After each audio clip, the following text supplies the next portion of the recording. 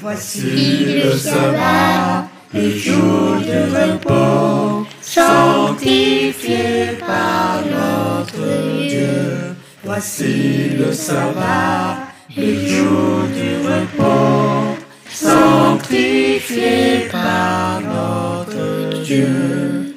Amen. Amen. Amen. Amen. Amen. Amen. Amen. Amen.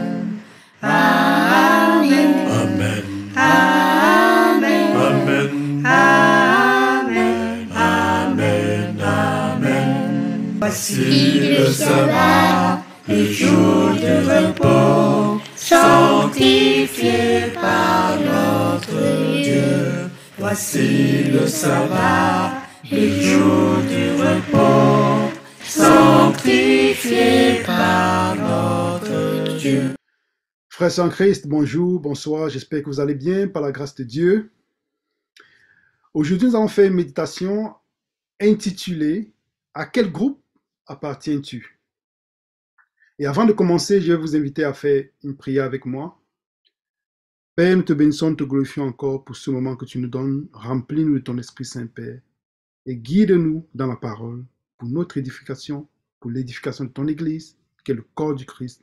C'est seulement par les mérites de Jésus-Christ, notre Seigneur et Sauveur, que nous t'avons prié. Amen. Donc aujourd'hui, nous allons faire une méditation ensemble, partager une méditation avec pour titre « À quel groupe appartiens-tu » Dans la Bible, on parle des deux semences. Et les deux semences commencent dans Genèse chapitre 4 avec Caïn et Abel. Nous devons savoir à quel groupe est-ce que nous appartenons déjà. Appartenons-nous à la semence d'Abel ou à la semence de Caïn? Et ces deux semences se représentent aussi, sont aussi représentées dans la famille d'Abraham avec Isaac et Ismaël. Et si nous allons dans Galates chapitre 4, rappelons-nous bien que Paul, l'apôtre Paul, en parlant des deux alliances, va faire référence à Ismaël et Isaac, aux deux femmes, Agar et Sarah, aux deux montagnes, le Sinaï et le mont Sion. Donc, à quel groupe est-ce que nous appartenons de ces deux groupes? À la semence de Caïn ou à la semence d'Abel?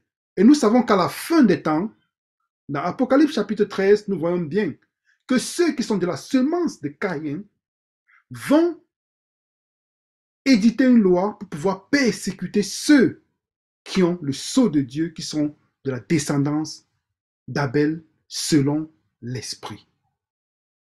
Et quand Jésus-Christ arrive, pendant sa période, quand Jésus-Christ va venir sur la terre, dans le peuple hébreu, juif, il y a plusieurs catégories de groupes, mais tous ces groupes appartiennent de façon particulière à la semence de Caïn. Donc le but de notre étude aujourd'hui est de savoir à quel groupe de ces petits groupes est-ce que nous appartenons, comment les appliquer dans ce temps dans lequel nous vivons. Parce que quand Jésus-Christ va arriver, il y aura différents groupes. Il y aura des Esséniens, il y aura des pharisiens, des sadducéens, des zélotes. Tous ces groupes ayant une conception différente du Dieu qu'ils adorent. Et le premier groupe avec lequel nous allons commencer notre étude, ce sont les pharisiens. Qu'est-ce qui caractérisait les pharisiens? Est-ce que nous appartenons au groupe des pharisiens aujourd'hui? Ou est-ce qu'aujourd'hui, dans l'église de Dieu, il y a des personnes qui ont plus les caractéristiques des pharisiens? C'est la demande que chacun de nous doit se poser et de façon intime avec le Père, notre Père Céleste, chercher à répondre à cette question de façon sincère devant le Père, parce que nous devons arrêter d'être des pharisiens. Parce qu'après, au fur et à mesure que nous allons aller dans notre étude, nous allons comprendre l'esprit pharisien. Est-ce que nous appartenons alors au groupe des pharisiens? Pour ceci, nous allons aller ensemble dans un récit qui se trouve dans Matthieu chapitre 23.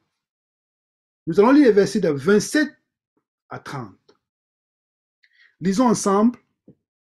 Malheur à vous, scribes et pharisiens, hypocrites, car vous ressemblez à des sépulcres blanchis qui apparaissent beaux au dehors, mais qui au dedans sont pleins d'ossements de mort et de toutes sortes d'impuretés. Verset 28. Ainsi, vous aussi, au dehors, vous paraissez juste aux hommes, mais au dedans, vous êtes pleins d'hypocrisie et d'iniquité. Verset 29. Malheur à vous, scribes et pharisiens hypocrites, car vous bâtissez les tombeaux des prophètes et vous ornez les sépulcres des justes, et vous dites, si nous avions été dans les jours de nos pères, nous n'aurions pas pris part avec eux au sang des prophètes. Donc, remarquons bien ici que Jésus-Christ va plusieurs fois appeler les pharisiens des hypocrites. Les hypocrites, qu'est-ce qu'ils font ces hypocrites? Ils sont pleins d'hypocrisie et d'iniquité. Qu'est-ce que l'iniquité? L'iniquité, c'est le péché, parce que le péché, c'est la transgression de la loi. Donc, ces pharisiens pensaient être justes devant Dieu, selon leur propre justice. Ils marchaient selon leur propre justice, mais en réalité, ils pensaient être plus proches du royaume des cieux que les autres. Mais en réalité, ils étaient derrière, si on doit dire, les derniers. Malheur à vous, scribes et pharisiens hypocrites. Qu'est-ce que l'hypocrisie? Sommes-nous des chrétiens hypocrites? Qu'est-ce que l'hypocrisie? Et puis il va parler de, comment est-ce qu'on va dire? Il va expliquer cette parole d'hypocrisie en donnant un exemple. Vous ressemblez à des sépulcres blanchis qui paraissent beaux au dehors. Donc c'est ça l'hypocrisie. Paraître beau, mais qui au dedans sont pleins d'ossements de mort et de toutes sortes d'impuretés.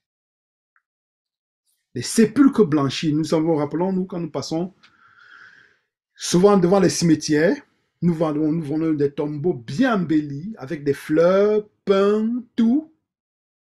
Ils semblent beaux, à première vue. C'est l'impact que ces tombeaux nous donnent. C'est l'impression qu'ils nous donnent, ces tombeaux. Mais dedans, ils sont pleins d'ossements, de vers de terre et tout ce qui est immonde. Donc voici une des caractéristiques des pharisiens, être hypocrite.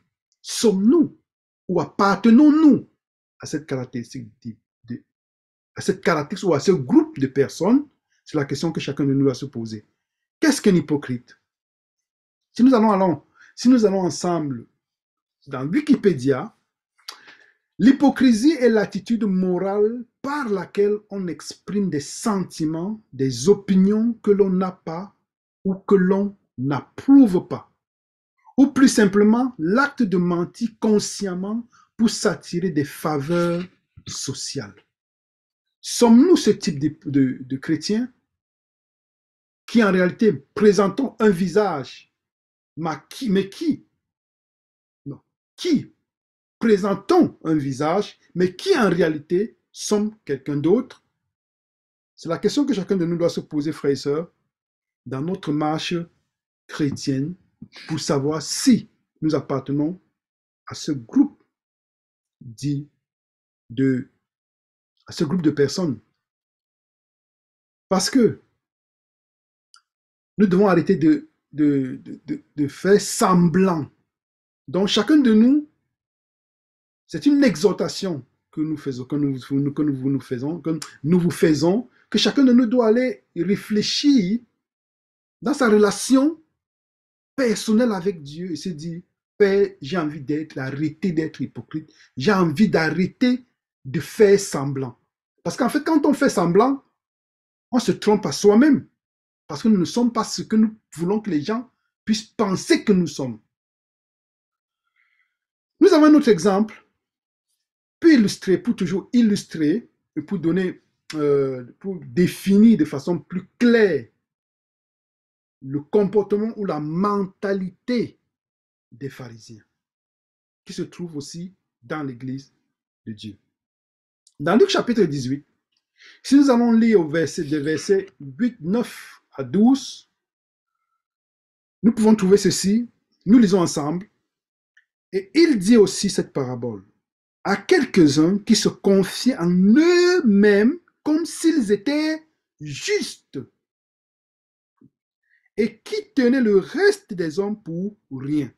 Donc ça, c'est la mentalité des pharisiens. 2 hommes montèrent au temple pour prier, l'un pharisien et l'autre publicain. Le pharisien se tenant à l'écart, priait en lui-même en ces termes: Ô Dieu, je te rends grâce de ce que je ne suis pas comme le reste des hommes qui sont ravisseurs, injustes, adultères, ou même comme ce publicain. Je jeûne 2 fois la semaine, je donne la dîme de tout ce que je possède. Donc nous pouvons être un chrétien, penser ou paraître de jour nous sommes chrétiens, mais de nuit avoir une autre vie. Ça c'est la même, ça c'est hypocrisie, ça c'est le même concept. On porte le jour, on va à l'église avec le sabbat matin avec notre Bible, bien avec notre cravate, notre veste et tout, mais en principe, en semaine, nous sommes quelqu'un d'autre. Et nous voyons bien que la mentalité des pharisiens, il y a le je qui revient plusieurs fois. Verset 11, je te rends grâce de ce que je ne suis pas comme les autres. Je jeûne 2 fois la semaine, je donne. Il y a toujours le je qui revient plusieurs fois. Et quand le je revient plusieurs fois, ça veut dire que l'amour est centré sur nous-mêmes. De même que Lucifer dans Isaïe chapitre 14, quand il disait « j'établirai mon trône au-dessus du trône de Dieu ». Donc nous pouvons bien être un pharisien et ou bien être un chrétien, se leurrer d'être un bon chrétien, mais qu'en réalité, nous sommes pharisiens. Appartenons-nous ou appartenez-vous à ce groupe de personnes? Si nous appartenons à ce groupe de personnes, ça veut dire, si nous écoutons cette parole aujourd'hui, ça veut dire que nous sommes encore vivants et ça veut dire que le pardon est encore à notre portée. Que dit l'esprit de prophétie? Nous allons lire ce que dit l'esprit de prophétie dans Jésus-Christ, page 599, paragraphe 2. Les pharisiens adhéraient strictement à la tradition, se conformaient ponctuellement aux cérémonies, pratiquaient ponctuellement aux cérémonies, se conformaient ponctuellement aux cérémonies, pratiquaient avec diligence leurs jeûnes et leurs ablutions, prononçaient de longues prières et faisaient l'aumône avec ostentation. Mais le Christ leur reprochait d'annuler la loi de Dieu en lui substituant des commandements d'hommes. Ils formaient une classe fanatique et hypocrite. Il y avait néanmoins parmi eux des personnes sincèrement pieuses qui acceptaient les enseignements du Christ et devinrent ses disciples. Ils forment une classe fanatique. D'où vient le fanatisme? Le fanatisme vient du fait qu'il y ait eu une réforme sans le réveil. Donc on peut avoir la réforme, on peut manger bien, on peut se vêtir bien, on peut faire beaucoup de choses extérieures de façon bien, parfaite, mais en principe, il n'y a pas eu de réveil. Parce que le réveil se fait par le Saint-Esprit, une prise de conscience profonde. Mais s'il n'y a pas l'œuvre du Saint-Esprit, parce que en réalité, le réveil et la réforme sont toujours l'œuvre du Saint-Esprit. Mais nous pouvons paraître un peu comme les pharisiens, s'habiller bien, comme nous avons dit, manger bien, faire tout ce qui est bien et tout, mais en réalité avoir une mauvaise motivation de cœur, sans que ce ne soit l'Esprit Saint qui agit de façon puissante dans nos vies pour qu'il y ait un changement. Mais s'il y a maintenant un changement, une réforme, sans qu'il n'y ait eu au préalable un réveil spirituel, alors nous devenons des fanatiques. Raison pour laquelle les pharisiens étaient considérés comme des fanatiques, comme dit l'esprit de prophétie en la personne de Ellen G. White dans son livre Jésus-Christ, page 599, paragraphe 2. Appartenons-nous ou appartenez-vous à ce groupe de personnes?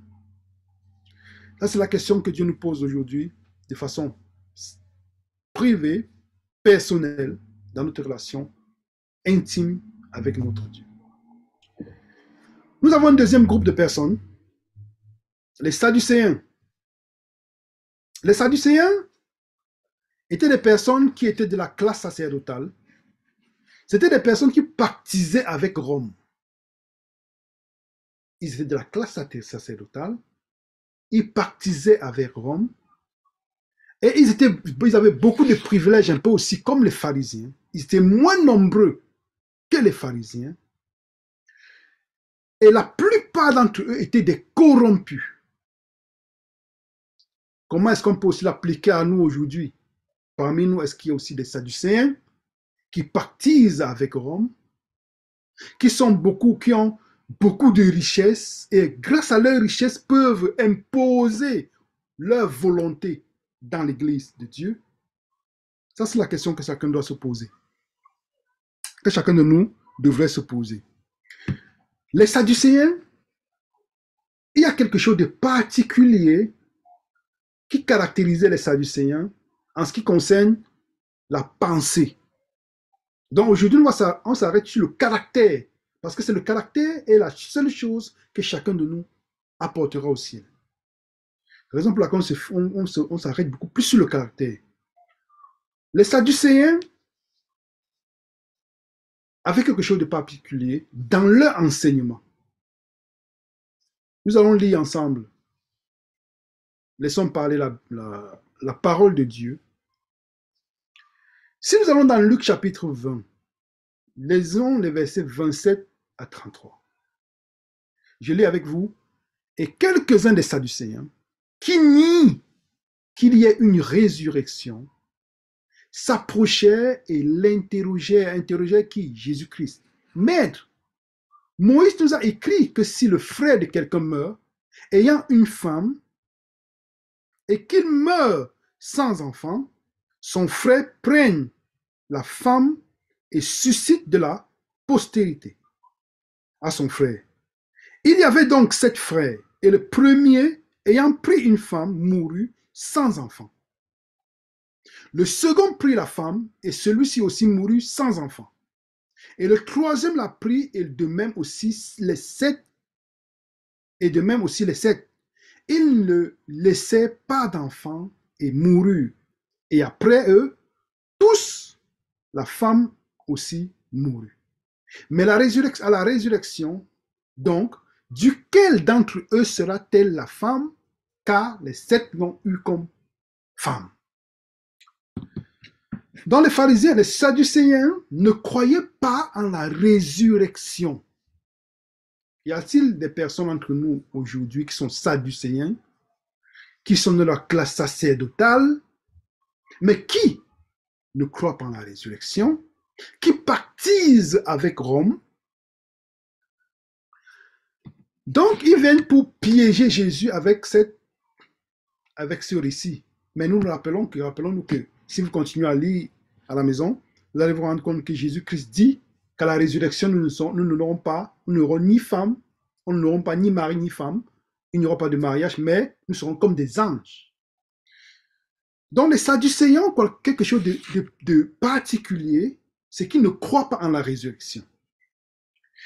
Mais les pharisiens, quant à eux, croyaient en la résurrection, même si ils avaient une façon pas nette, une compréhension obscure des Écritures en certains endroits.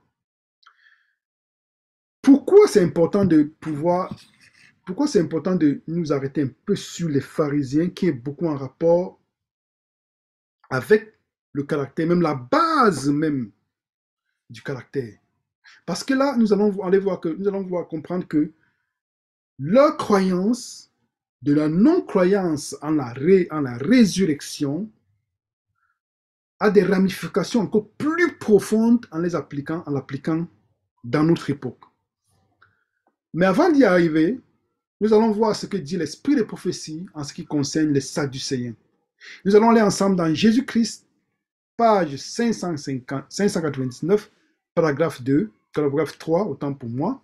Nous allons lire, je lis pour nous. Les Sadducéens niaient l'existence des anges, la résurrection des morts, la vie future avec ses récompenses et ses châtiments. Sur tous ces points, ils différaient des pharisiens.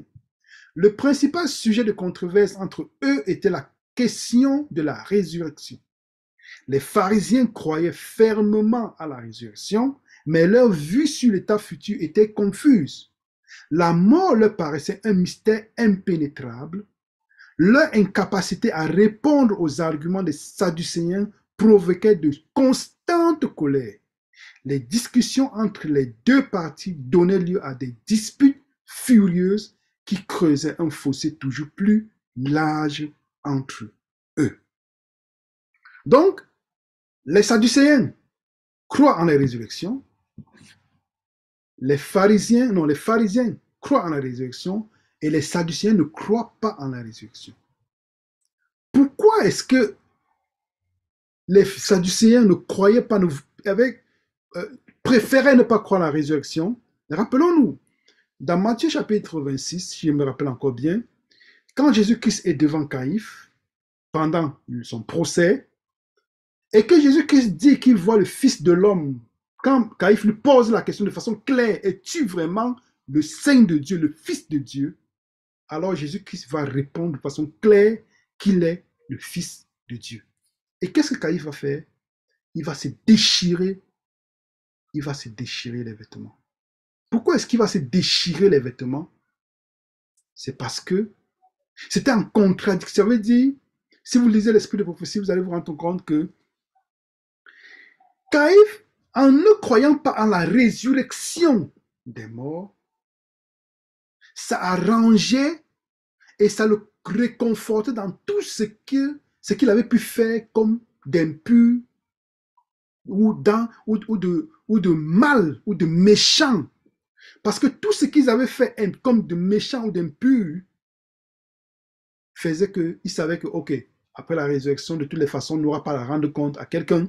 Donc, du coup, cet enseignement était en accord avec leur comportement méchant et malsain.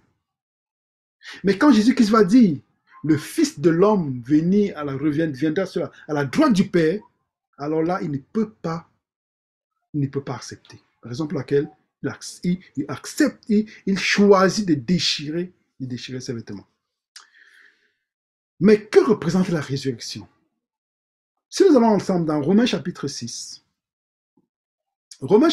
lisons les versets 4 à 9. Romains chapitre 6, versets 4 à 9. Nous avons donc été ensevelis avec lui par le baptême pour la mort, afin que comme Christ a été ressuscité d'entre les morts par la gloire du Père, ainsi nous aussi nous marchions en nouveauté de vie.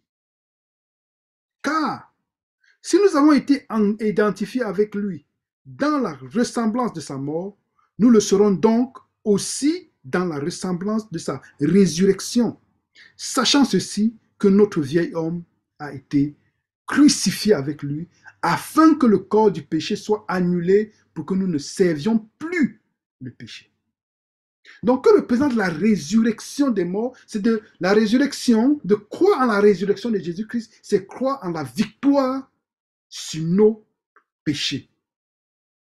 Qui ne croit pas en la résurrection des morts, qui ne croit pas que Jésus-Christ est ressuscité, réellement ressuscité des morts, ne peut pas croire qu'il peut avoir la victoire sur son péché.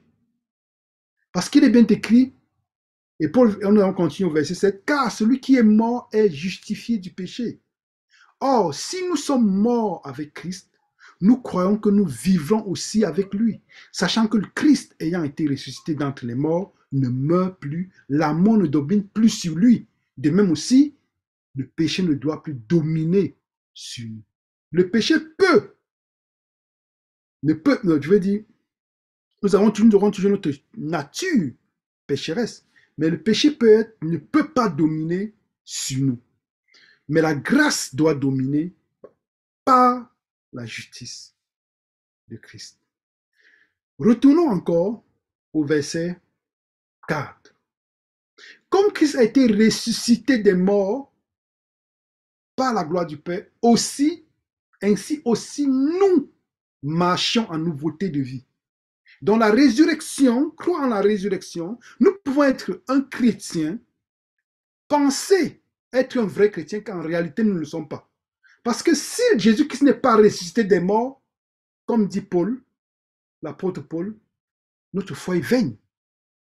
Mais croire en la résurrection de Jésus-Christ veut dire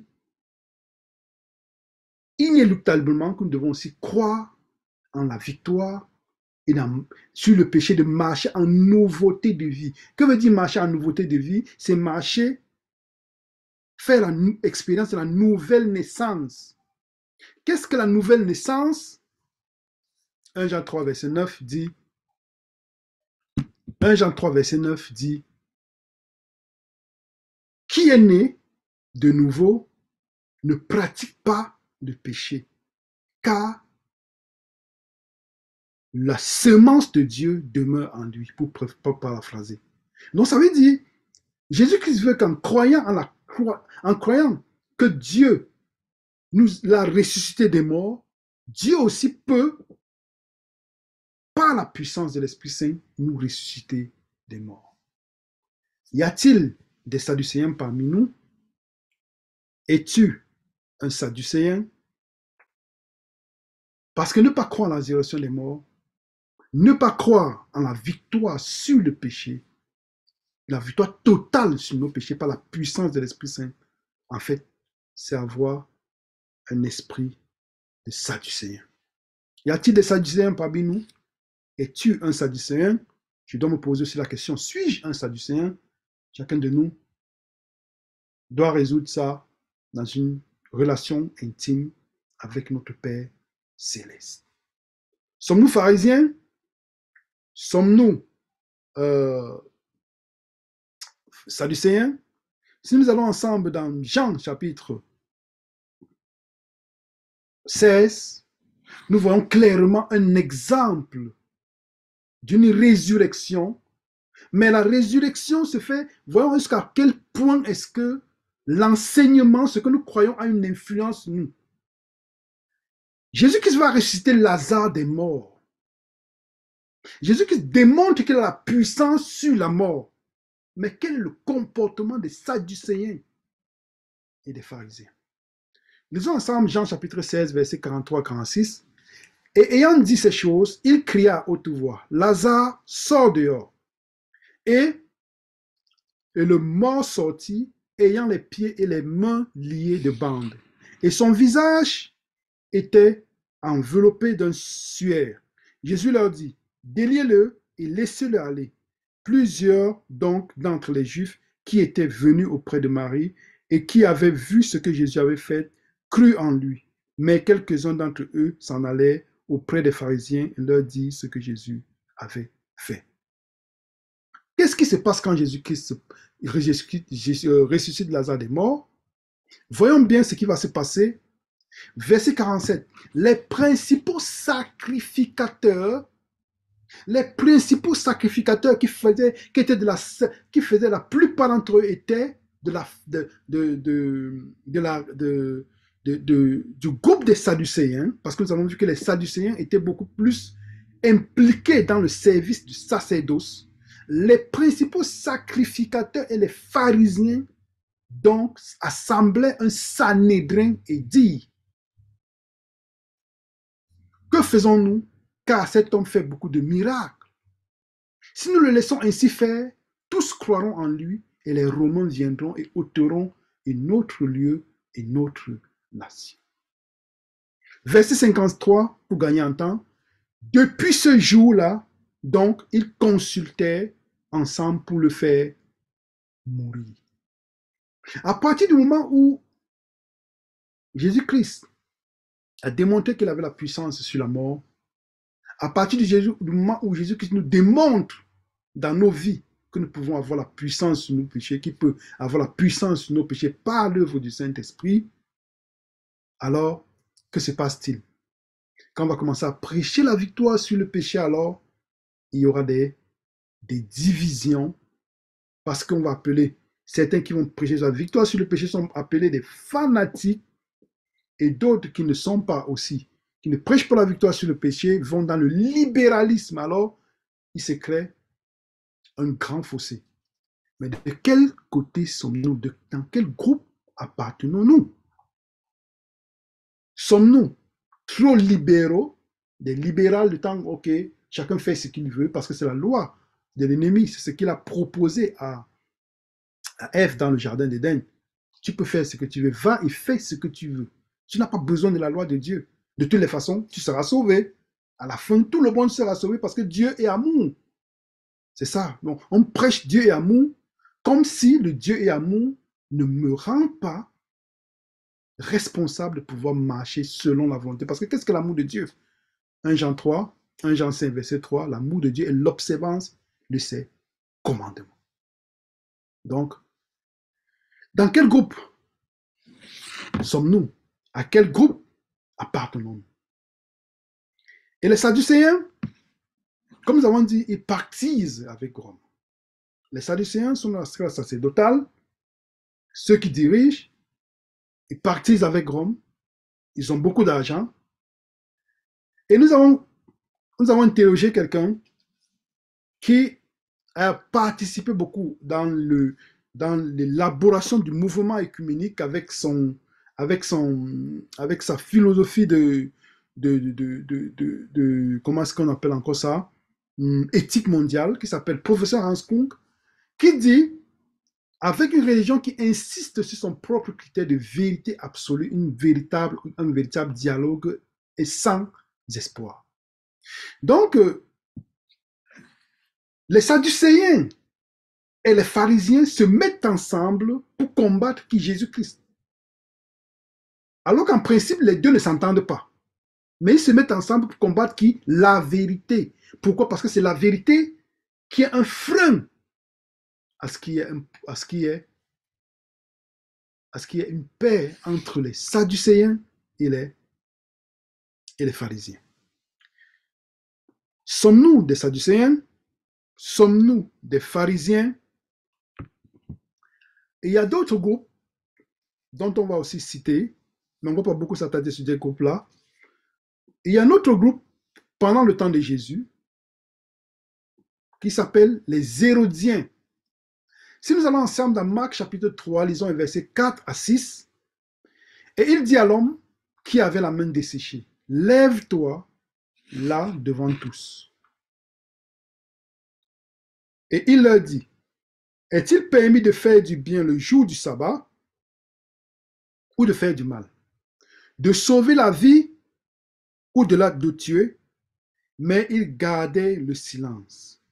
Et les ayant regardés alentour avec colère, étant attristés de l'endurcissement de leur cœur, il dit à l'homme, étends ta main.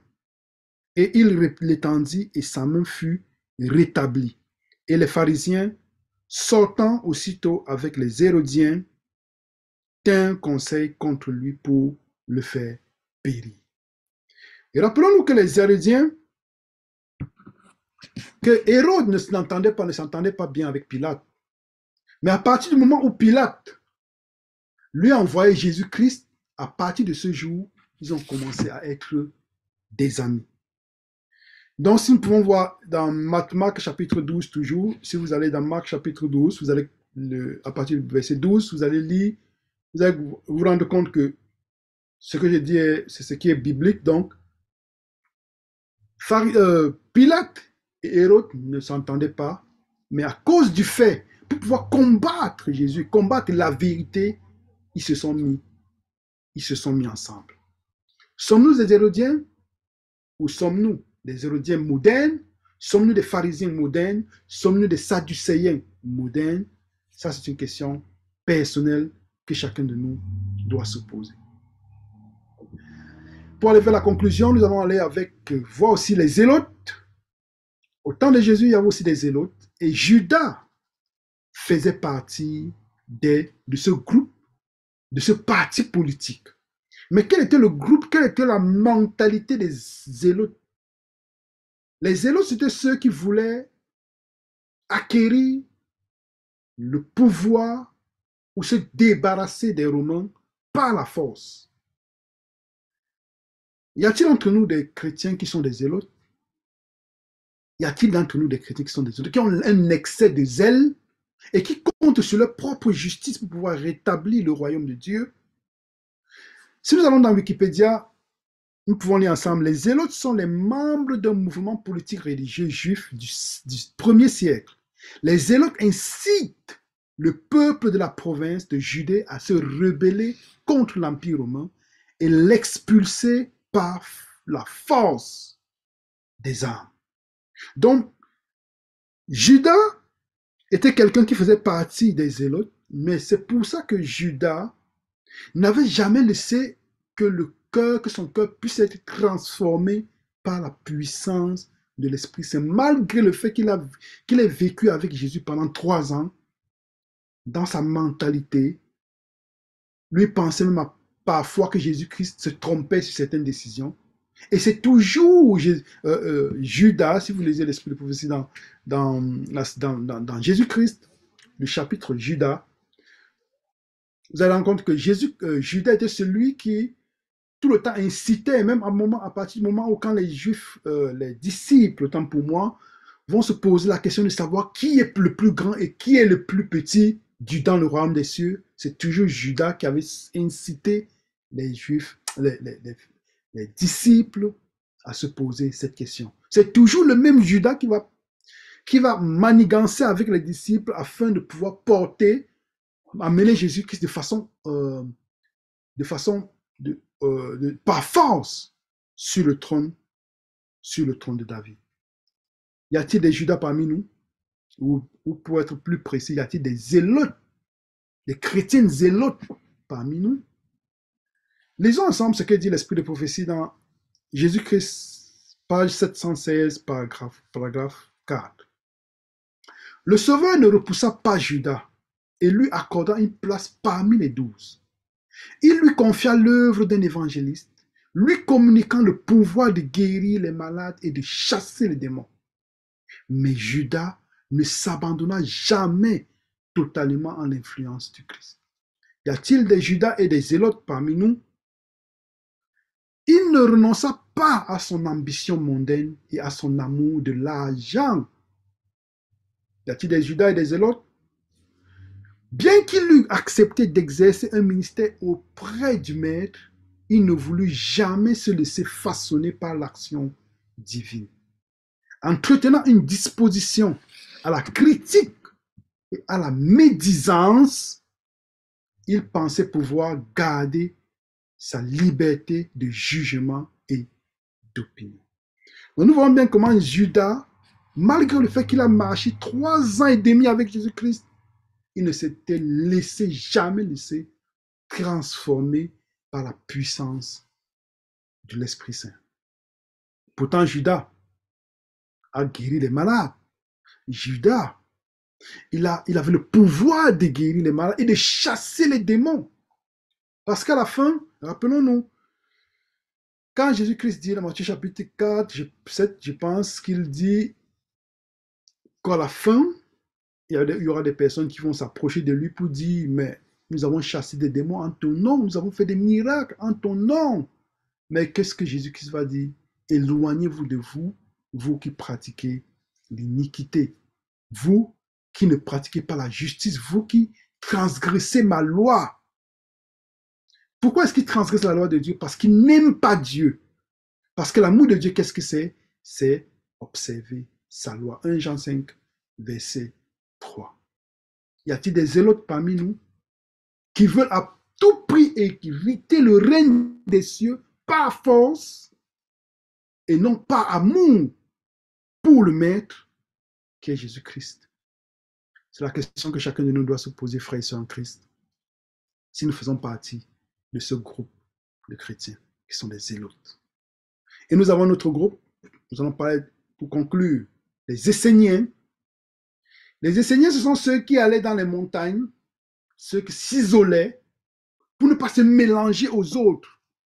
Ils ne voulaient pas se mélanger aux autres. Non, ceux-là, c'est des pécheurs. Et ceux-là, c'est des pécheurs. On doit marcher juste avec ceux qui sont comme nous, parce que nous sommes saints. Mais Jésus qui se mélangeait aux autres afin de pouvoir avoir une influence puissante dans leur vie. Pas ceux-là, non, ceux-là, non, ils ne sont pas. Nous devons créer notre truc. Parce que ceux-là ne sont pas saints. Mais Dieu t'a appelé, frère et sœur, frère. Dieu vous a appelé, Dieu nous a appelés afin que nous puissions être la lumière partout où nous sommes.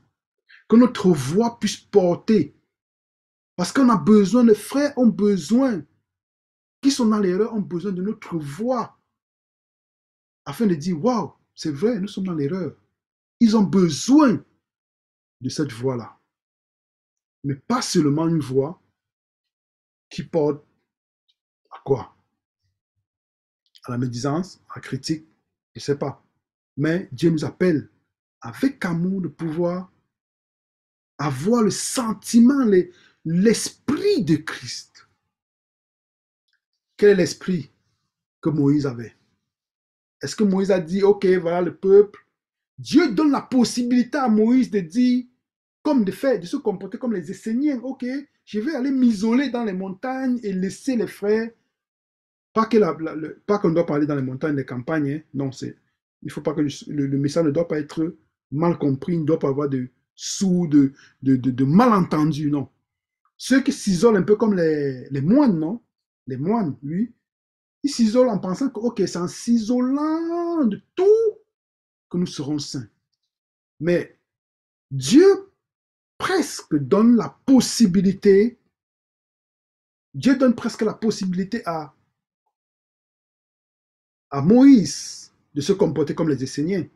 Rappelons-nous dans Genèse, Exode chapitre 32, quand il y a l'adoration du veau d'or, qu'est-ce que Dieu va dire à Moïse? Laisse que je puisse enflammer ce peuple, laisse que je puisse détruire ce peuple et je ferai de toi un peuple. J'accomplirai mes desseins dans ta vie, dans ta descendance. Mais qu'est-ce que Moïse a dit? Moïse a pleuré devant Dieu, il a dit, allons-y, nous allons lire ensemble parce que c'est plus fort. Allons-y dans Exode chapitre 32. Exode chapitre 32.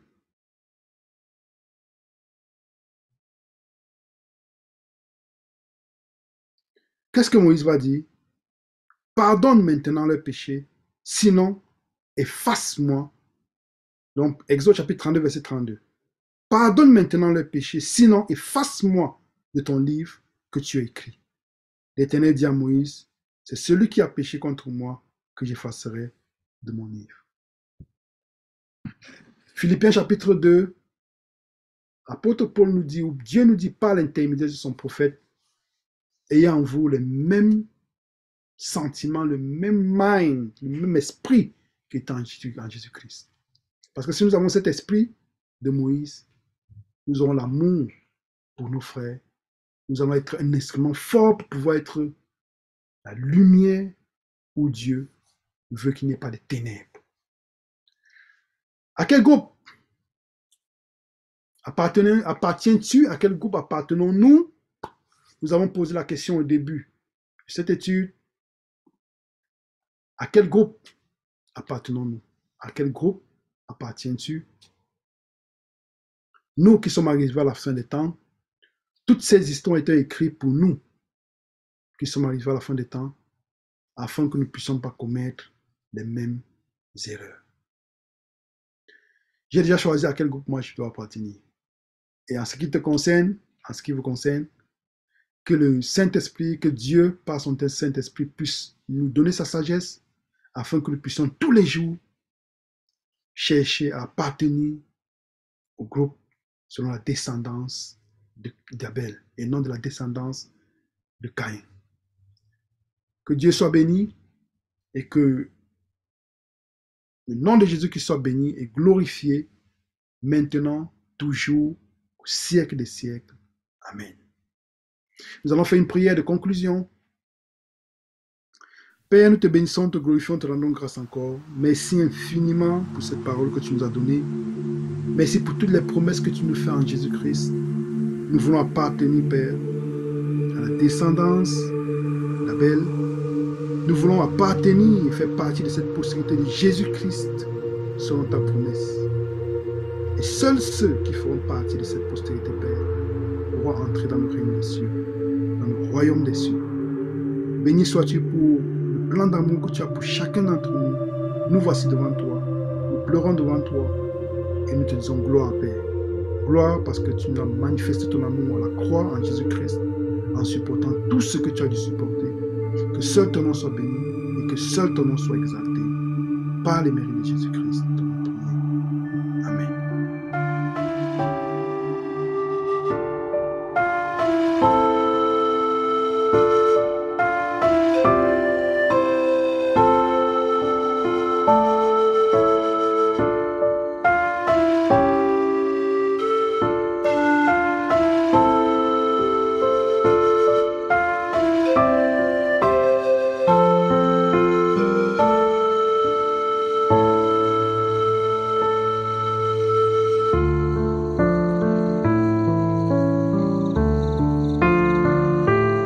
Si vous avez aimé cette vidéo, merci de vous abonner à Alliance Éternelle 7 et à bientôt. Bye!